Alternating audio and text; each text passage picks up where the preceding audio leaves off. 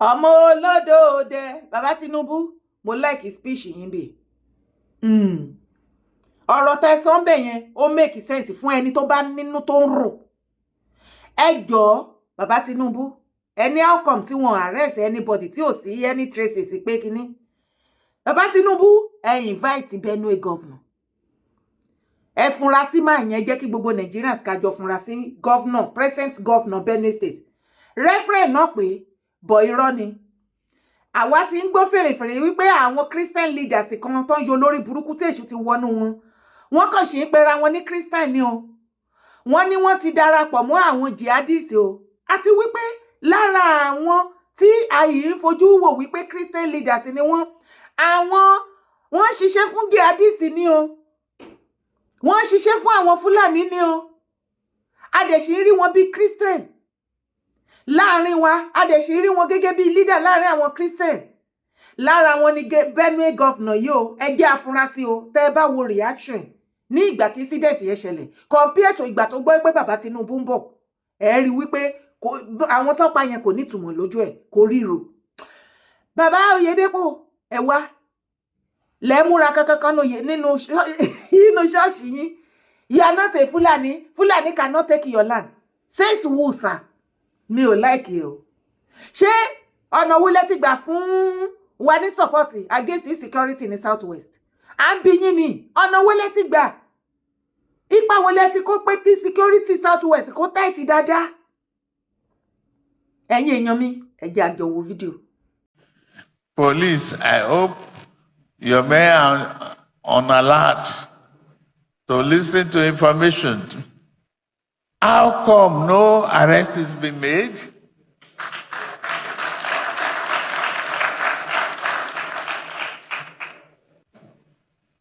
I expect there should be arrests of those criminals.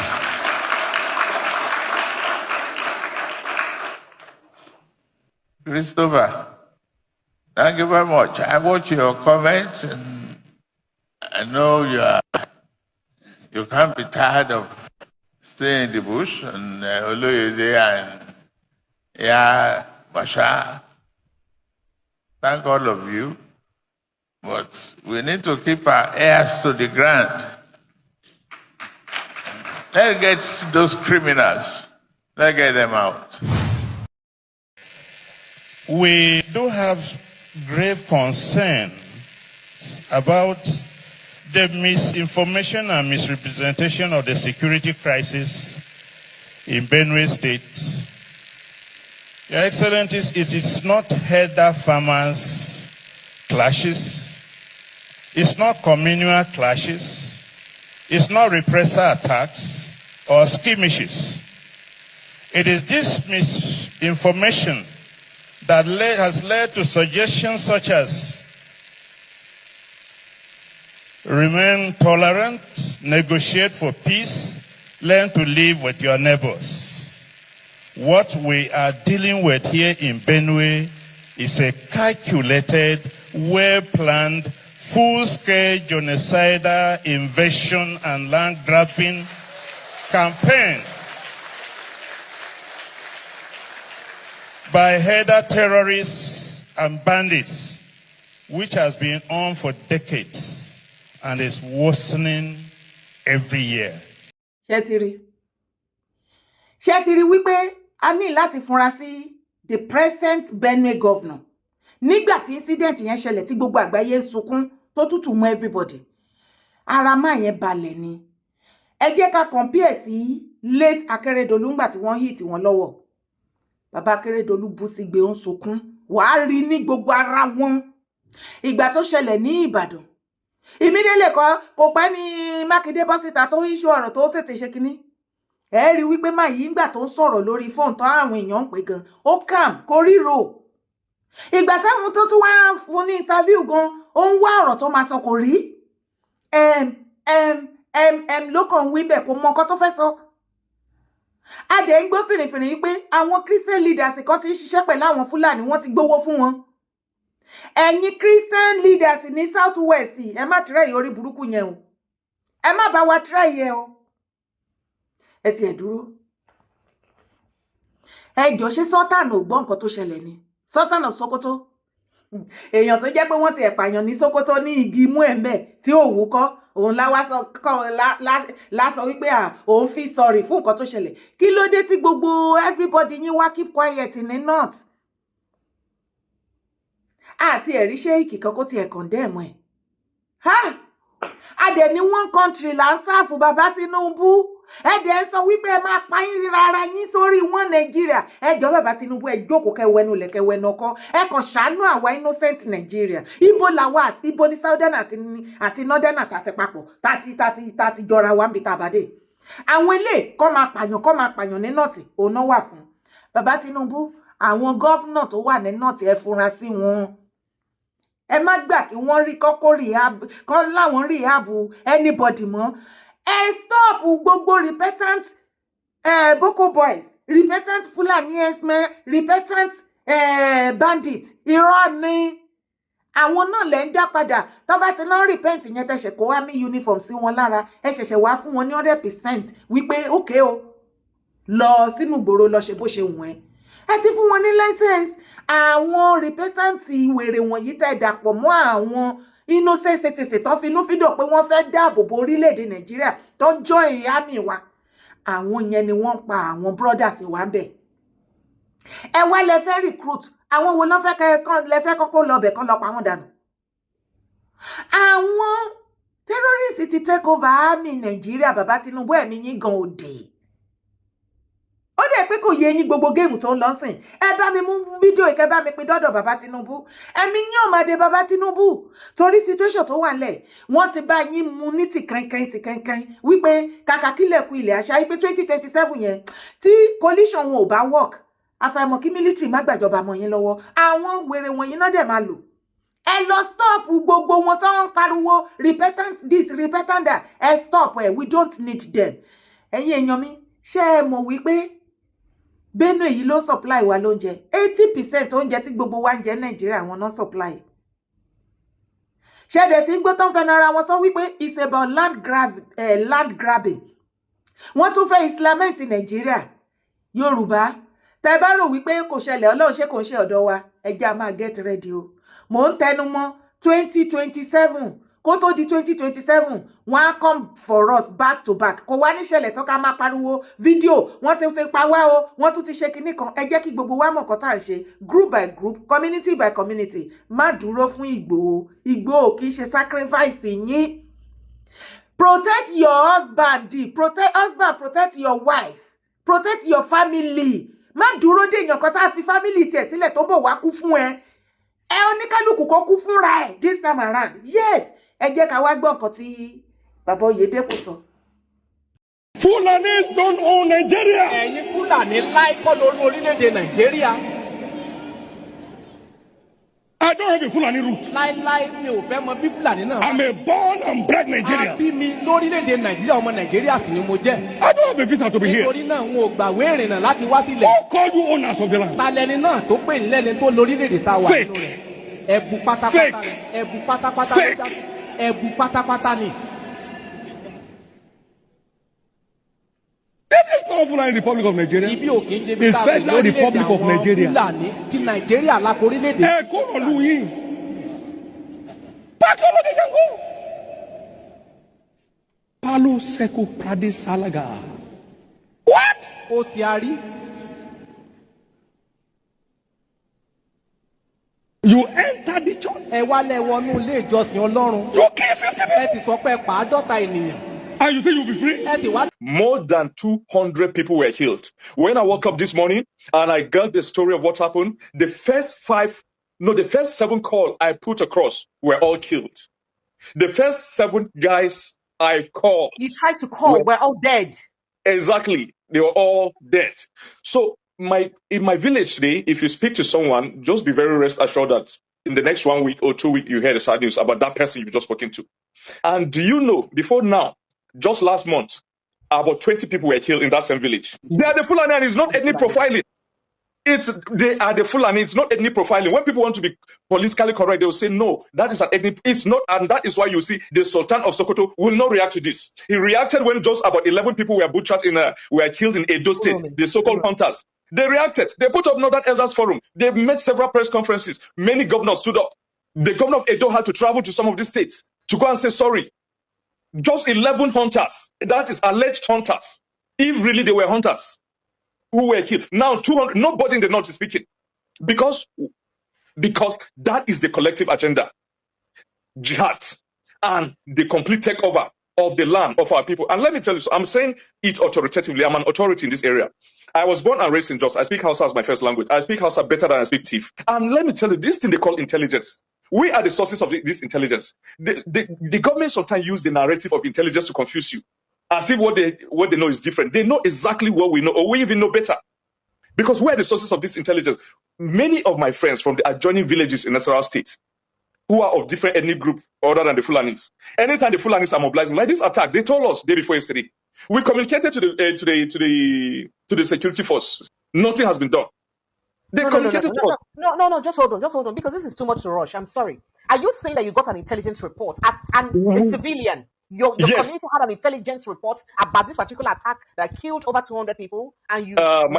My sister, do you know the funny thing? It is no longer secret. It's just like the secret cultism in Nigeria. They gather their AK-47 in a community called Giza in Nasarawa State, in the boundary between Nasarawa and Benue, in Giza and Kadorko. All our friends from there, and they come out in the open with their this thing. They hold a meeting openly. You know, they are going to strike in Hirota, and then some people begin to bid them farewell. Allah Kulafia. May God take you safely. May God take you safely. Yes, they came in more than 100 bikes. Listen, but that is how your country has degenerated. That these things are done in broad daylight. It has degenerated. And let me tell you, let me also shock you. About 7 soldiers, I'm saying it as it is, about 7 soldiers joined them from the Giza, the community, are joining my own village. They arrested one who uttered all this, made this confession. He said some of the soldiers from Giza trained them of Fulani ethnic stock, and they joined them. They commandeered the whole thing. So what they did yesterday was extremely tactical and strategic with military precision. Right now, there are a lot of tea villages in my council ward that will be taken over by Fulani. They take over not just for grazing, but for proper settlement. You go to these villages today, you find even their kids crawling, small kids who are yet to start walking. They brought them, their families, occupying thief homes, thief houses, which are still standing, occupying those houses. And they have their kids there, not just their cattle. So it's not all about open grazing prohibition. It's about total takeover of the land. Ẹjọ́ ìjẹ́ ti gbúrò Sọ́tànà Sókótó kó kọ̀ndẹ́mù àti tó ṣẹlẹ̀ ní Benue ta níbo. Gbà tó jẹ́ pé nǹkan tán plan gbogbo wọn ni. Wọ́n jọmọ̀ sí ni àjọmọ̀ sí wọn ni. Àti ẹ̀wà rí ẹ̀yin ṣéyíkì àfáàfá ńláńlá gbogbo yín. Rí bó ṣe pa wọ́n ní Benue. Ó lẹ́tìkẹ́ o. So Sọ́tànà ò gbọ́, Sọ́tànà Sókótó. Èyà. Ìgbà tó ti jẹ́ Christain náà pa, àbí?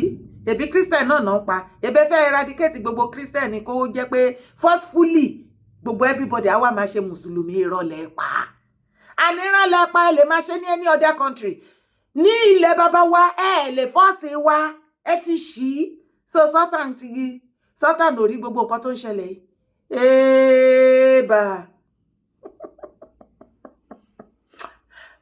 Daddy Oyedepo sir, more anointing sir.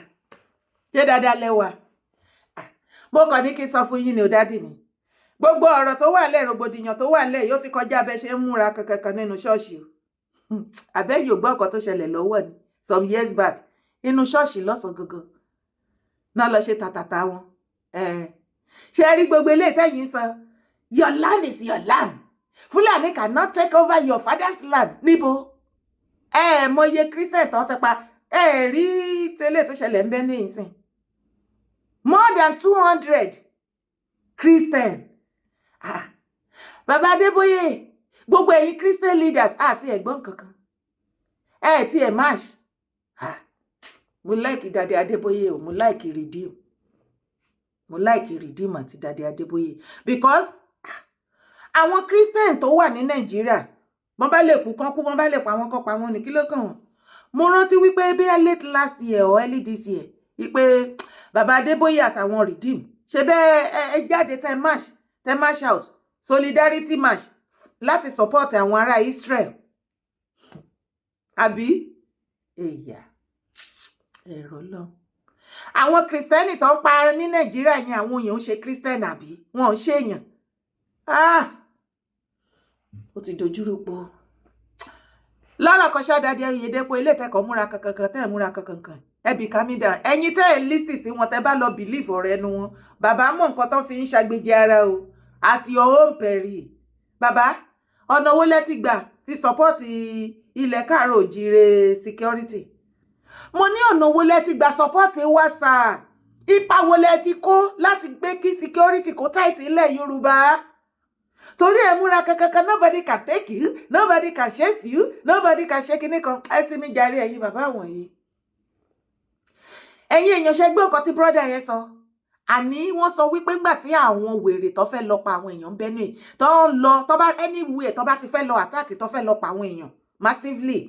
Wọ́n ní àwọn ìyàwó wọn àtàwọn aráàlú wọn á tún sọ fún wọn wípé àwọn fẹ́ lọ pa àwọn èèyàn again o. Àwọn ìyàwó àtọmọ máa sọ fún wọn pé wọ́n á lọ re o wọ́n á bọ̀ re ní èdè wọn. Ọwọ́ á dé o ẹ̀ẹ́rẹ́ yàn pa o ibi tí Nàìjíríà dé dúró nìyẹn ní ọ̀sán gangan. Ṣé bẹ́ẹ̀ ń gbọ́ tí brọ́dà yìí sọ wípé wọ́n pe àwọn military wọ́n fi mẹ́sẹ̀jì ránṣẹ́ sí wọn wọ́n inform wọn wọ́n ṣe gbogbo everything tó yẹ kán ṣe. Ṣẹ́yìn mọ̀ bóyá àwọn tẹ́ ẹ lọ fẹjọ́ sùn bóyá àwọn repentant àtàwí ni. Àwọn repentant terrorists ló pọ̀ jù nínú army Nigeria of today. Àwọn ní bàbá Tinubu ẹ̀mí yín ò máa dé ẹ̀yin máa lẹ́ẹ̀mọ́ ẹ̀mí yín ò dé Ọlọ́run ọjọ́ kan wọ́n kàn lè take over Aso Villa àmọ́ ẹ̀pẹ́ ẹ̀sán Aso Villa náà. Ọjọ́ kan àwọn wèrè yá take over wọ́n gba Aso Villa mọ́ yín lọ́wọ́ kò sẹ́nibọ̀dì tó máa wọlé wọ́n ti take over the whole Nigeria nìyẹn.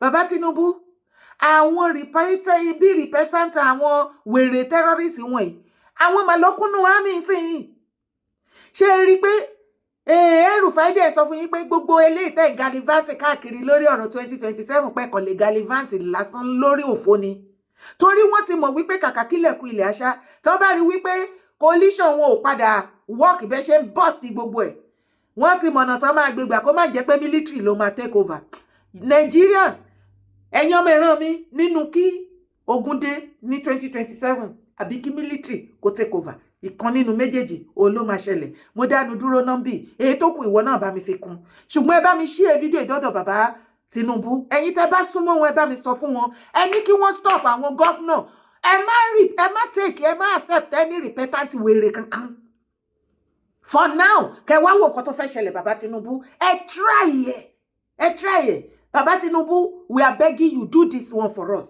Bàbá Tinubu gbogbo èèyàn ẹ bá wa sọ fún bàbá Tinubu ṣe bí president nìyí ṣé gọ́vnà lágbára jù yín lọ ni ẹ pàṣẹ fún wọn the whole of Nigeria kò kúkú sí ní south kò sí gọ́vnà kankan tó ń kó repentant wèrè kankan north yìí ni àwọn lẹ́ni ègbé àwọn gọ́vnà yẹn wọ́n ń ṣiṣẹ́ pẹ̀lú àwọn ará abẹ́ ni a fẹ́ gbé ní repentant wèrè kankan mọ́ níbi tá a bá dé orúkọ tèmi ò yí padà yeye dára kó wé kó ó ní mò ń jẹ́ má gbàgbé láti bá mi support brand mi bá mi subscribe to this youth channel. Support my brand now. Gbogbo ẹ̀yin tẹ́lẹ̀ ti support mo mọ̀ lóore. Drop your comment. Má gbàgbé láti bá mi like video. God bless you. Ire o. Kàbìtì.